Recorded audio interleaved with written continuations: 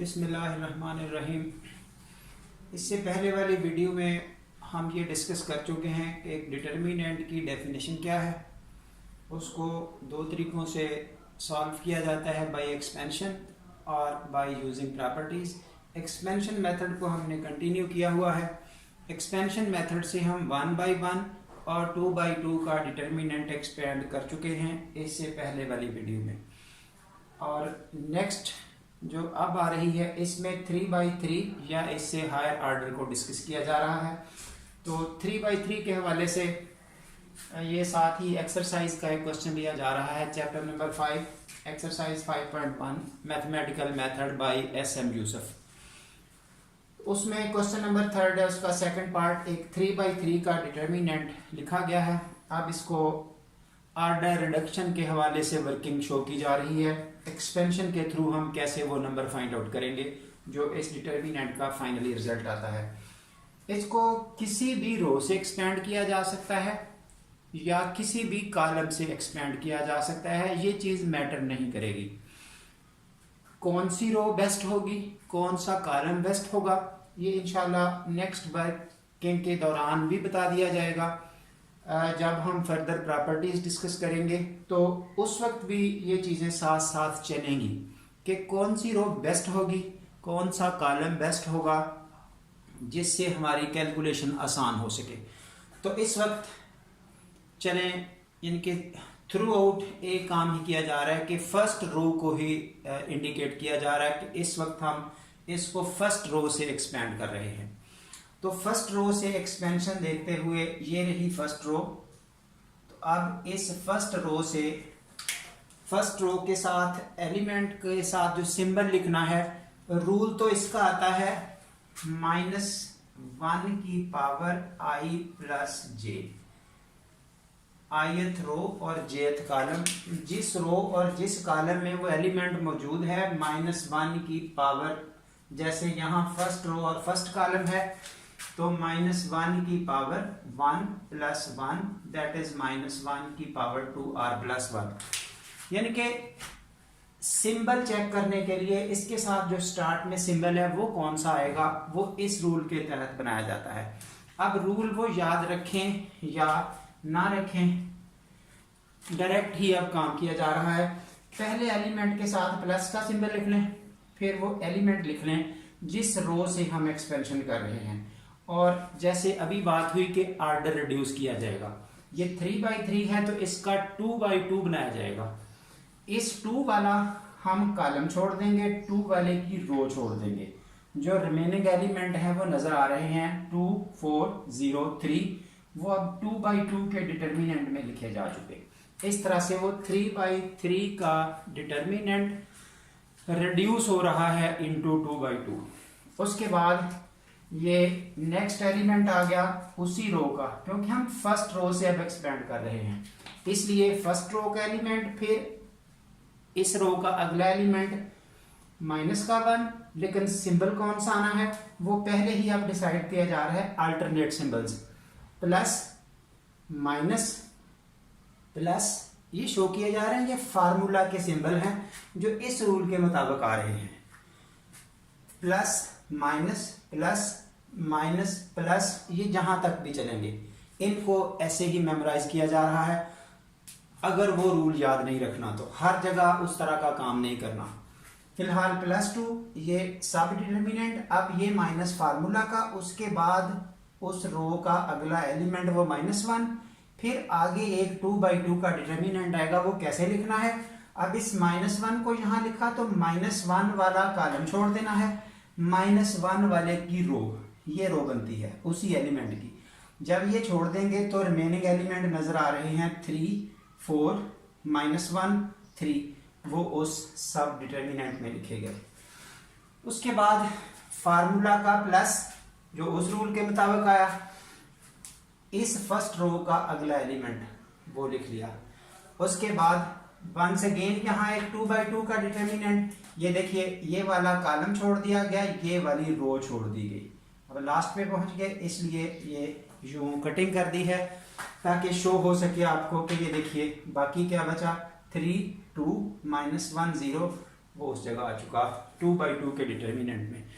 ऐसा करते हुए एक 3/3 का डिटर्मिनेंट रिड्यूस होके 2/2 में आ चुका। अब इन 2/2 डिटर्मिनेंट को उसी तरतीब से सॉल्व करना है जैसे 2/2 को पहले सॉल्व किया गया।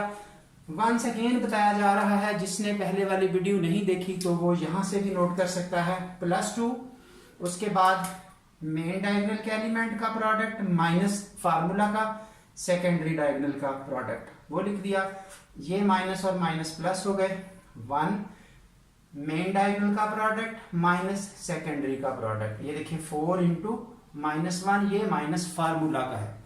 फिर ये +1 मेन डायगोनल का प्रोडक्ट माइनस इन दोनों का प्रोडक्ट 2 इंटू -1।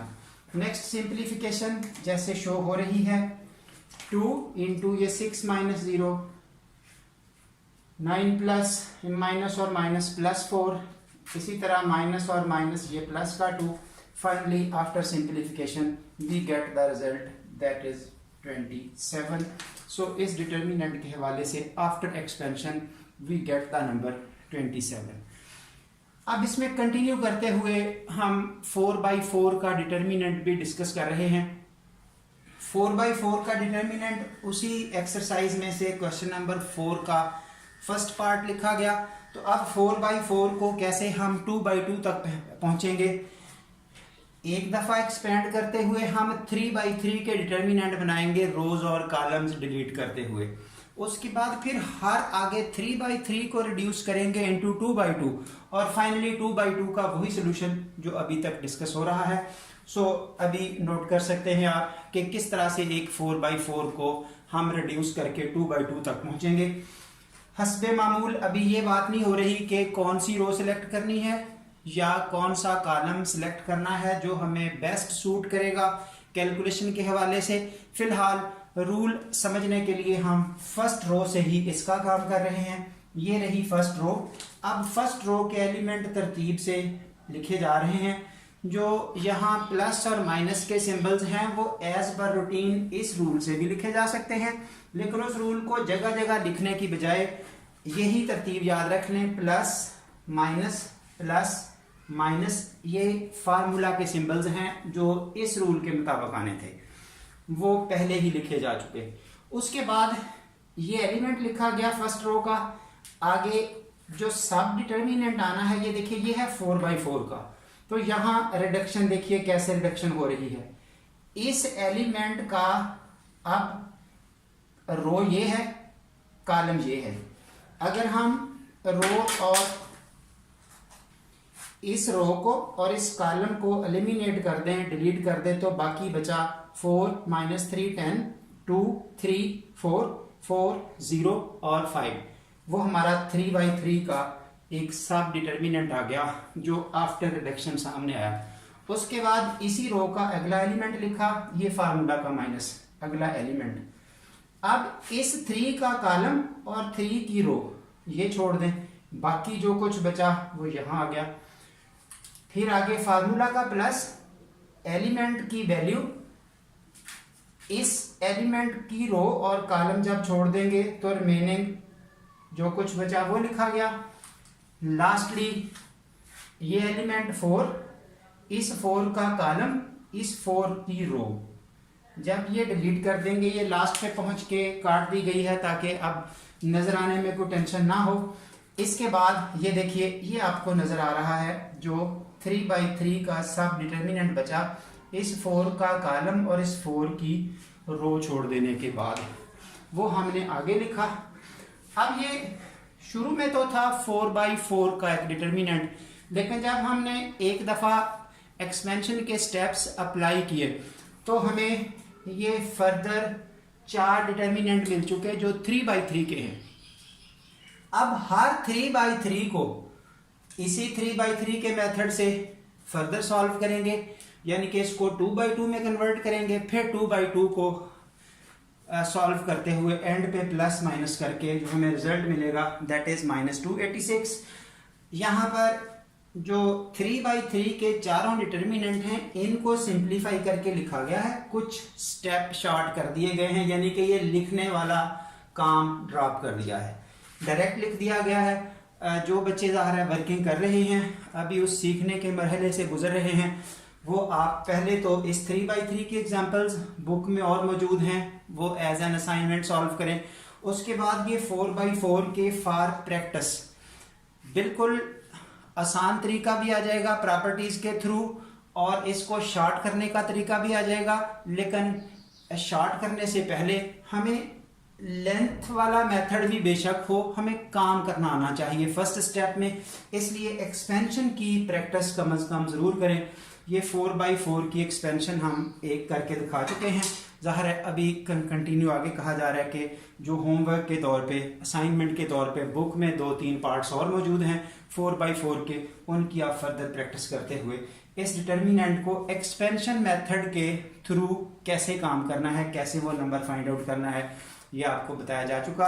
अभी तक जिन बच्चों को ये वीडियो पसंद आई वो चैनल को सब्सक्राइब करें और आगे लाइक भी करें, फर्दर शेयर करें फ्रेंड्स के साथ। इंशाल्लाह नेक्स्ट लेक्चर्स प्रॉपर्टीज़ के साथ या रूटीन में जो कुछ भी आता जा रहा है इंशाल्लाह 1 बाय 1 करके हर चीज़ आपको समझा दी जाएगी। और कमेंट्स आप बता सकते हैं अगर किसी को किसी जगह ट्रबल हो, काम के दौरान, अंडरस्टैंडिंग के दौरान कोई भी मसला हो, तो वो आप कमेंट्स के थ्रू बता सकते हैं। That's all.